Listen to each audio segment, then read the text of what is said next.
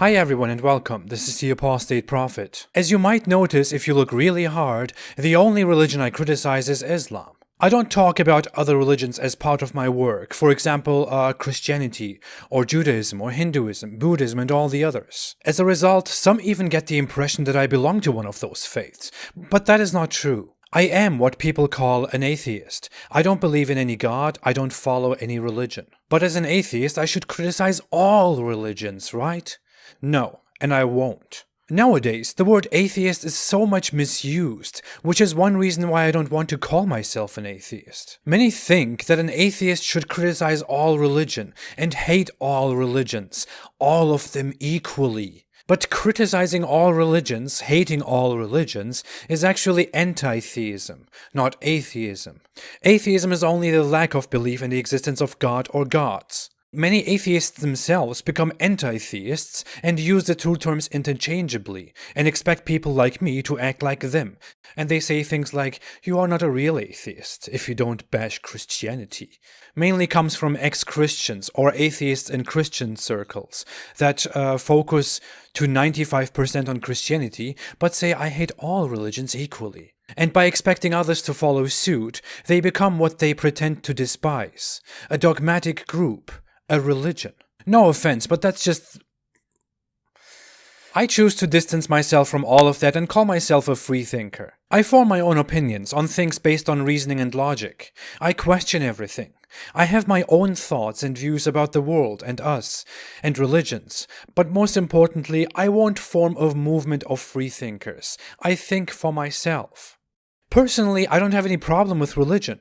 I don't have a problem with people believing in God or anything supernatural. Even if I don't believe in it, I can respect that. If a Muslim believes in Allah, he can do that. What do I care? I used to believe too at some point. We are still not at a point where we are 100% sure about the origins of us and our universe, the future of it, the shape of it, or what lies beyond it. At this point, it would be arrogant of me or anyone else to criticize and insult people for their beliefs and convictions. I criticize Islam not because of the belief in Allah, but because of the qualities of Islam. Islam is very different, so much that I feel bad calling it a religion, and I certainly don't want to call it an Abrahamic religion. Abrahamic religions, in my view, are Judaism and Christianity. Islam has less in common with those religions than it has differences. Let's put some of the most obvious differences aside, such as the origin of the Quran and the Bible, or the birthplaces, or the nation, or the commandments. These are not our topic. The main reason why I oppose Islam so strictly is its order to fight the people and spread the religion by the sword. But Christianity and the Crusades... Shut up.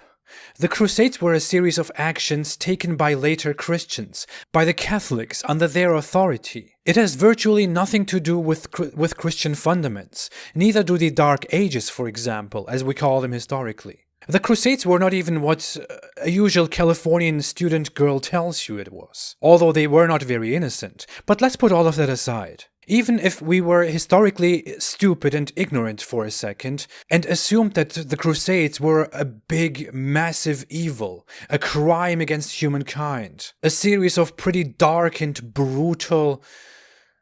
whatever. Even if that was the case, discrediting Christianity for that would be like discrediting Islam for ISIS.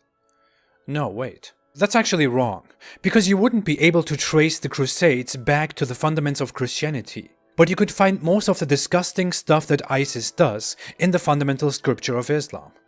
Christianity, Hinduism, Judaism, Buddhism, Jainism, and all the other religions don't order to spread the religion by the sword and subjugate everyone forcibly under religious supremacy. Islam does. Christianity and Judaism say love thy neighbor as thyself. Islam tells you not to initially greet your neighbor if he's not a Muslim. Hinduism and the other religions don't even have sets of rules as to what to do with the spread of your religion. They tell you to preserve your community and to resort to violence only in self-defense. Some even abhor that kind of violence, while Islam tells you that you will certainly go to hell if you flee from the battlefield. Christianity says, "Who lives by the sword will die by the sword." while Islam gives the highest rank in heaven, because you have ranks in heaven, to the one who fights and dies for Allah. Islam punishes apostates with death, and that is a very clear, uncontroversial ruling in Islam. It has been so for 1,400 years. Only today, under Western influence, have some Muslims started to abandon and oppose this. Christianity has no such penalty, although the Romans instated a penalty for apostasy at some point, something unchristian. Judaism had initially a death penalty for people who abandoned Judaism and try to turn other Jews away as well. This rule was abandoned 2,000 years ago, when Rabbinic Judaism started to become the norm of Judaism, as it still is. 600 years before Islam introduced this ruling. Tell that to those Muslim apologists who say, Judaism has that rule too. Some Muslim apologists try to tell us that Hinduism has such a ruling. But it's very obvious why they want to say that, and it's very obvious that they have no idea how Hinduism works. I don't even want to go into that, it's ridiculous. In Islam, you can be punished with death for blasphemy, apostasy, homosexuality, adultery, mischief and corruption, which is very vague, insulting Muhammad and other things. In Judaism, there were a series of similar punishable things in the Bible, but the Mishnah, which is the first religious collection of Rabbinic Judaism, calls a court that issues a death sentence a murderer. And death penalties were abandoned 2,000 years ago, 600 years before Islam even came into existence again. Christianity has no death penalty at all. There is no mention, and early churches condemned the death penalty, until the Romans messed it up at some point and instated unchristian death penalties. Christians reformed Christianity by taking it out of the hands of such powers and returning it to its fundaments, where love and forgiveness were much more important than punishing people. If we reformed Islam, the outcome would be the opposite.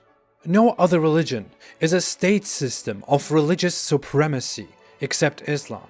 No other religion has a set system on how to rule every aspect of the state, the military, and crime except Islam. No other religion gives you an ancient human as an example and tells you to imitate every aspect of his life, except Islam, which gives you a man who became a warlord, had a dozen wives, one of them 6 years old, had slaves including sex slaves, and insulted virtually every other group in this world. Moreover, let's forget about the past and fundamentals for a minute. No other religion causes so many problems in the world as Islam does today. No other religion keeps their cultures back so much. A dozen countries still punish apostasy with death, all Islamic. They punish blasphemy, thoughts with death. Homosexuality is punished with death. Adultery is punishable with death or other punishments. Islam is by far the world leader in science. Oh, it's terrorism. Women are still treated like garbage in the Islamic world and in Islamic cultures outside the Islamic world. Not wearing the hijab is a legal issue or mostly a very severe social issue. No other religion is so much concerned and involved in people's private lives and bedrooms as Islam is. And finally, and this is very important to the topic of this video, no other religion mentions other religions and religious groups by their names and insults them, threatens them, makes ever-living hostile prophecies about them. In no other religion will you grow up hating specific religious groups, like Jews, and will be shown directly a piece of fundamental religious scripture that supports the idea of hating them. No other religion is this hostile against everyone else. No other religion calls others by their names, the worst of creation.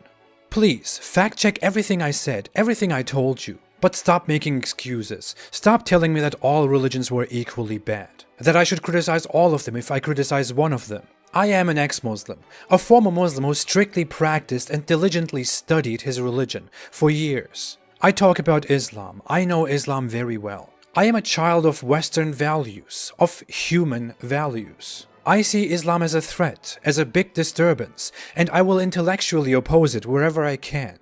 I'm a respectful freethinker. I don't believe in God or gods, and I have very, very good reasons for that, beyond morality. But I sympathize with religions. I like Christianity, and I have a very deep emotional connection to it. I find Judaism culturally very interesting, a treasure. I find Hinduism fascinating, and Buddhism mesmerizing. I love the point Jainism wants to make, and see bravery and goodness in Sikhism. I like the inner peace in Taoism and Confucianism. I feel sorry for the loss of Zoroastrianism. But I don't like totalitarianism, supremacism, masquerading as a religion. I don't like Islam. And I invite everyone, even the believers of Islam, Muslims, to come together and understand why. I was once a Muslim, and the world looked pretty dark when I was a Muslim. Believe me, the world is so much better, so much more peaceful, so much more positive once you are not a Muslim anymore. I don't hate anyone. I don't hate Muslims. I hate ideas, but I don't hate people. I hate what Islam does to people.